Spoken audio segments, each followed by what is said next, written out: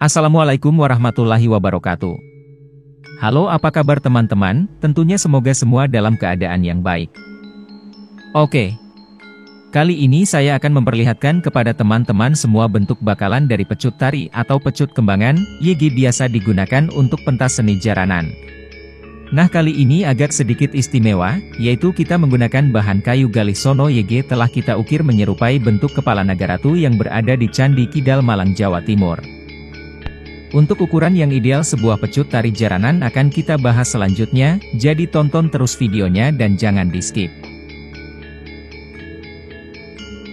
Untuk badan pecutnya sudah kita rakit sedemikian rupa, jadi untuk kalian yang belum tahu cara membuat bakalan badan pecut seperti ini, bisa kalian tonton di video-video saya sebelumnya.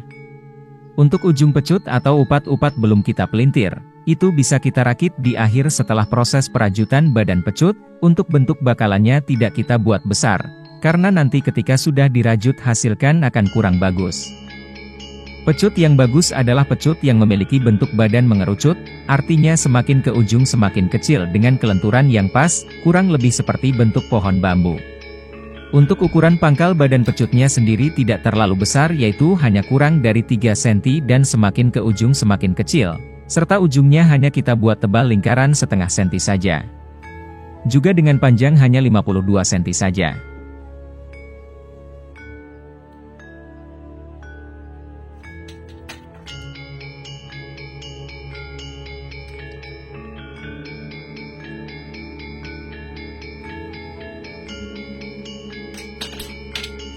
Jadi, untuk perincian tersebut akan menghasilkan bentuk pecut bagus dan fleksibel, namun selebihnya tinggal kalian perhitungkan sendiri untuk kecocokan masing-masing. Untuk bagian ujung atau benang upat-upat memang sengaja tidak kita pelintir terlebih dahulu, agar memudahkan kita untuk mengatur seberapa panjang upat-upat yang nantinya kita buat. Hal ini sangat baik untuk kalian yang memang baru belajar membuat pecut. Tentunya jika kalian belum hafal ukuran yang pas untuk sebuah pecut, maka nantinya upat-upat yang dihasilkan akan kepanjangan atau malah sebaliknya tentunya akan membuat lebih ribet dalam pengerjaannya. Pecut sendiri jika terlalu panjang upat-upatnya dengan beban yang terlalu berat atau malah terlalu ringan, itu akan mempengaruhi suara dan daya fleksibilitasnya, maka dari itu kalian harus memahami video ini dan benar-benar paham apa yang saya katakan. Lalu, untuk kesekian kalinya, bisa kalian perhatikan untuk cara mengawali rajutan badan pecut ini, atau sering kita sebut gramdim. Cara ini hanya bisa dilakukan secara manual, dan memang belum ada satupun orang yang bisa membuat mesin rajut pecut. Itu seperti cara manual menempelkan biji wijen ke onde-onde, yang bahkan orang Jepang pun belum mampu membuat mesin penempelan wijen seperti orang Indonesia. Untuk benang yang kita gunakan adalah jenis benang kasur, benang bol yang berukuran kecil. Sebenarnya ada 3 macam benang kasur pada umumnya, yaitu besar, sedang dan kecil, dan yang kita gunakan saat ini adalah yang kecil. Bisa kalian lihat perbedaannya antara benang kecil dan sedang.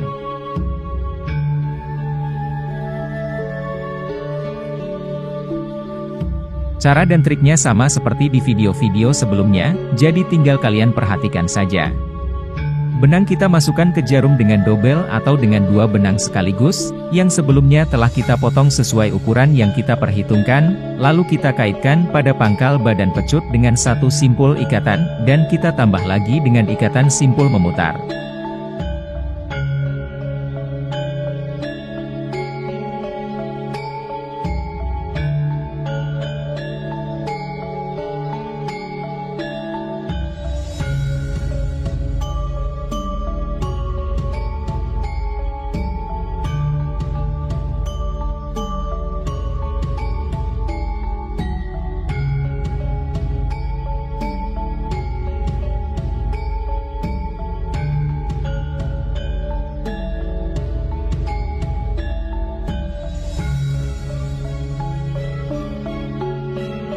Lalu selanjutnya, tinggal kita tusukkan jarumnya ke bagian bawah simpul benang dan lakukan dengan searah jarum jam, artinya simpul tali yang kita kaitkan pada awal tadi adalah sebagai pegangan bagi rajutan awal.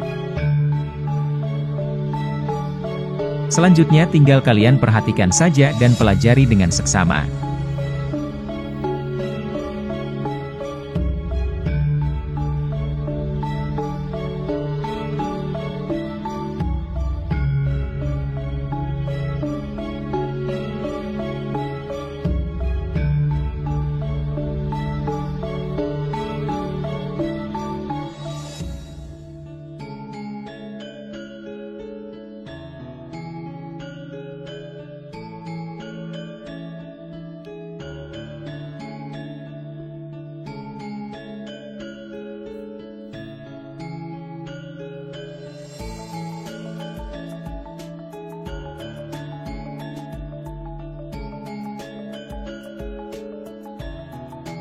Kita lakukan cara seperti ini sampai seterusnya.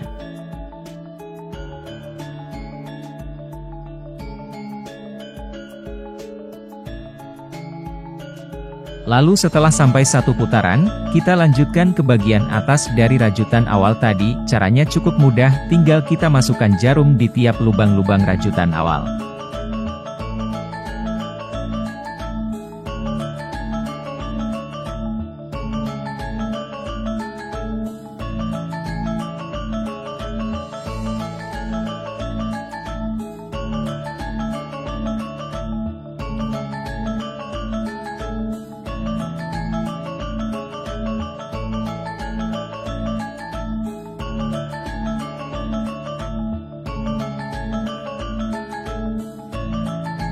Oh iya, banyak juga yang bertanya, apakah bisa pakai benang lain?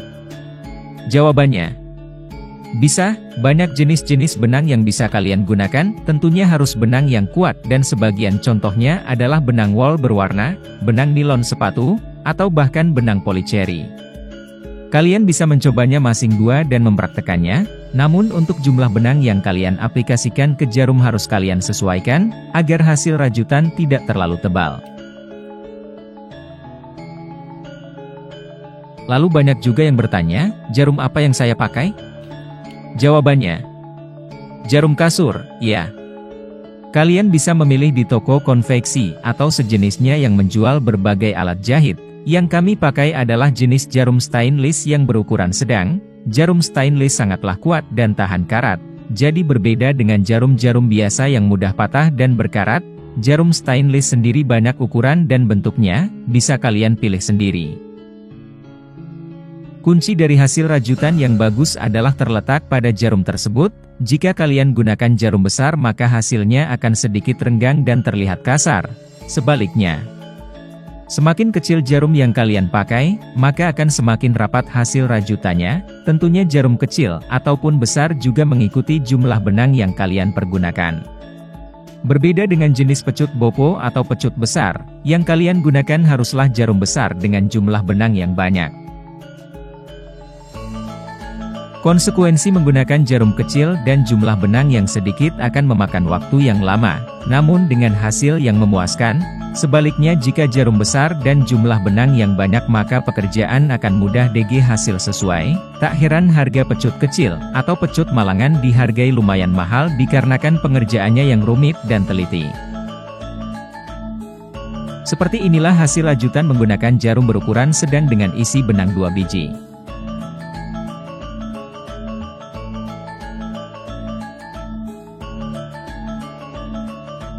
Oke, sampai di sini dulu video kali ini. Semoga bermanfaat dan sampai jumpa di video selanjutnya.